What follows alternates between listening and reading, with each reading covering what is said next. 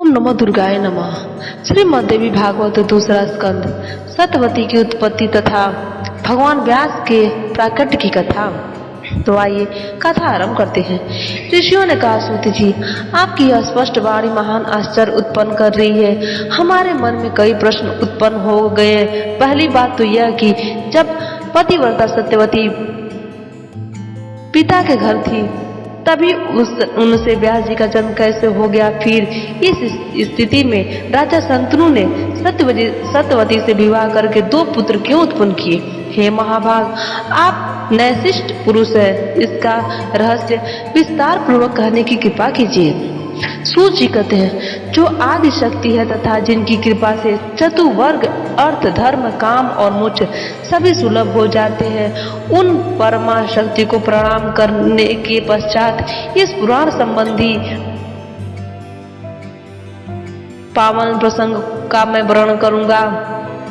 विशेषता तो यह है कि भगवती जगदम्बिका का वांगमयी बीज मंत्र किसी बहाने भी मानव के मुख से निकल जाता है तो उसे अविचल सिद्धि प्राप्त हो जाती है। अतः सभी का परम कर्तव्य है कि संपूर्ण कामनाओं की सिद्धि के लिए उसी बीज मंत्र से भली भांति भगवती जगदम्बिका का निरंतर चिंतन करें, क्योंकि मनोरथ पूर्ण करने में वे सदा तत्पर रहती हैं। एक धार्मिक एवं सत्य प्रतिज्ञ उपरिचर नामक राजा थे। चेदी देश में उनकी राजधानी थी। उनके पास प्रचुर धन था। वे ब्राह्मणों के भक्त थे। उन्होंने इंद्र की आराधना की, जिससे प्रसन्न होकर देवराज ने राजा को एक स्फटिक मणि का बना हुआ सुंदर विमान दिया। राजा उपरिचर उस दिव्य विमान पर चढ़कर सर्वत्र विचरने लगे। उस पर बैठकर वे आकाश मार्ग से स्वच्छंद यात्रा करते। उस विमान का भूमि से संपर्क नहीं हो पाता था। वे प्रतिदिन धार्मिक कृत्य करते थे। संपूर्ण जगत में उनकी ख्याति हो गई। उनकी सुंदरी पत्नी का नाम था गिरिका। राजा उपरिचर के 5 पुत्र थे। सभी बड़े बलिष्ठ एवं अमित तेजस्वी थे। राजा ने उन पुत्रों को अलग अलग देशों में अभिषिक्त कर दिया था। एक समय की बात है, राजा उपरिचर की स्त्री ऋतुमती थी।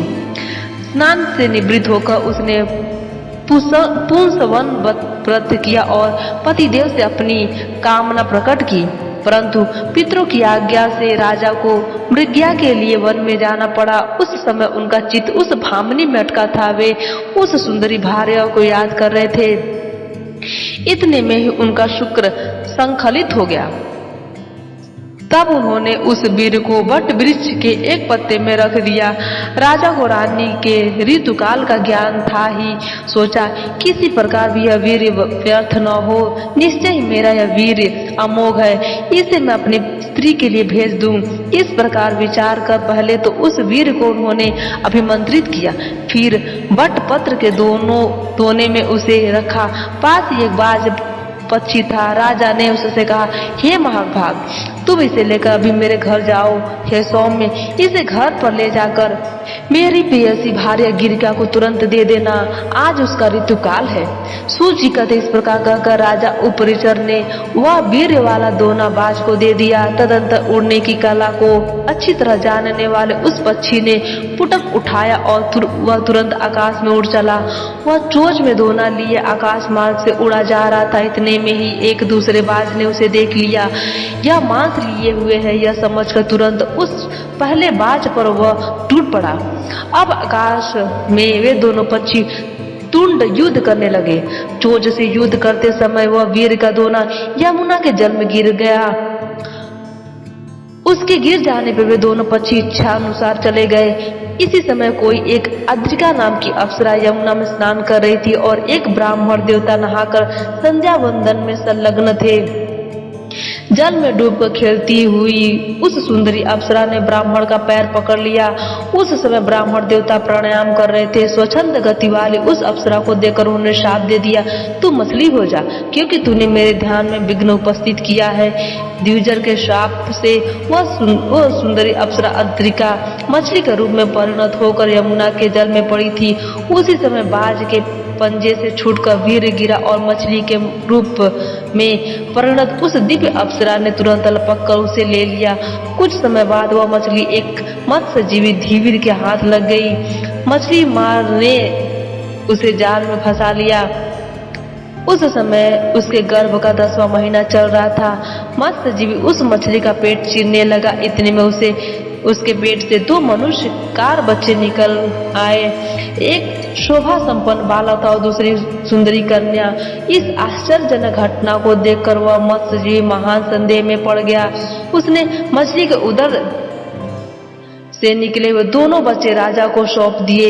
राजा को बड़ा ही आश्चर्य, उन्होंने उस सुंदर पुत्र को अपने पास रख लिया। उपरिचर नामक राजा के वीर्य से उत्पन्न वही बालक आगे चलकर राजा मत्स्य नाम से विख्यात हुआ। वह महान धार्मिक, सत्य प्रतीक और पिता के समान शक्तिशाली था। उस समय राजा उपरिचर ने वह कन्या धीवीर को दे दी। वही कन्या काली एवं मत्स्य योदरी नाम से प्रसिद्ध हुई।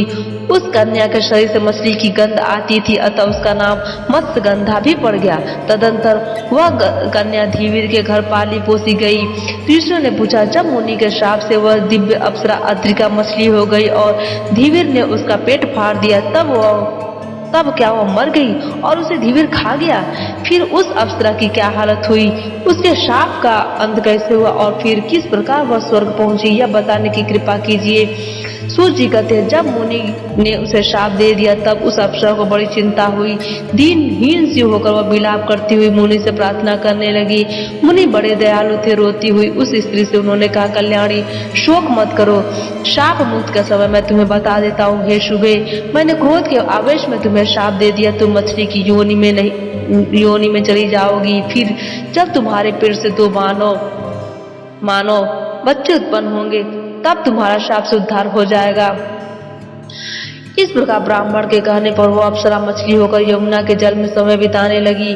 दोनों बच्चों को जन्म देने के पश्चात उसके प्राण पखेरु उड़ गए। उसका शाप से उद्धार हो गया। फिर वह अप्सरा मछली के रूप का परित्याग करके दिव्य रूपमयी सुंदरी स्त्री बनकर स्वर्ग चली गई।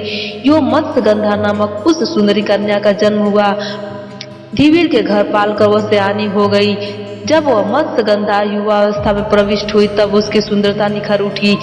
धीवर राज का जो कुछ काम था उसी को वह किया करती। सूत जी कहते, एक समय की बात है, महान तेजस्वी मुनिवर पराशर जी तीर्थ यात्रा कर रहे थे। घूमते हुए वे यमुना के पावन तट पर आए। उस समय नाव खेवने वाला केवट भोजन कर रहा था। धर्मात्मा पराशर जी उनसे कहा, तुम नाव से मुझे यमुना के उस पार पहुंचा दो। केवट यमुना के तट पर ही खा रहा था। मुनि की आज्ञा सुनकर उसने अपनी मत्स्यगंधा नाम की सुंदरी कन्या से कहा, बेटी, तुम बड़ी चतुर हो। ये मुनि धर्मात्मा एवं तपस्वी पुरुष है, इन्हें उस पार जाने की इच्छा है। तुम नाव पर चढ़ाकर इन्हें पहुंचा दो। पिता के योग कहने पर वह कुमारी मत्स्यगंधा मुनि को नाव पर बैठाकर उस पार ले जाने लगी। नाव यमुना के जल को पार कर रही थी। इतने में दैवश उस मनोहर नेत्र वाली कन्या को देखकर मुनि के मन में प्रबल वासना जग उठी। उन्होंने दाहिने हाथ से उसका दाहिना हाथ पकड़ लिया।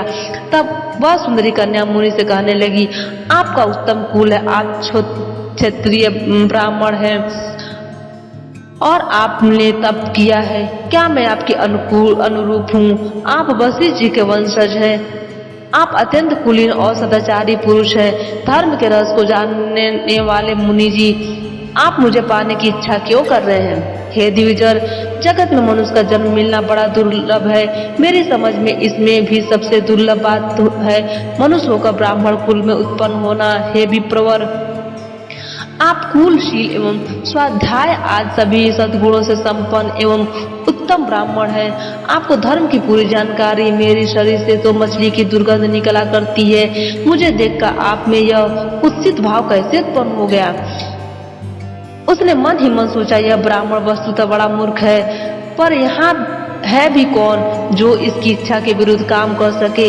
यो विचार मत्स्यगंधा ने मुनिवर पराशर जी से कहा, महाभाग, धैर्य रखिए, मैं अभी उस पार चलती हूँ। सूत जी कहते हैं, नौका उस पार चली गई।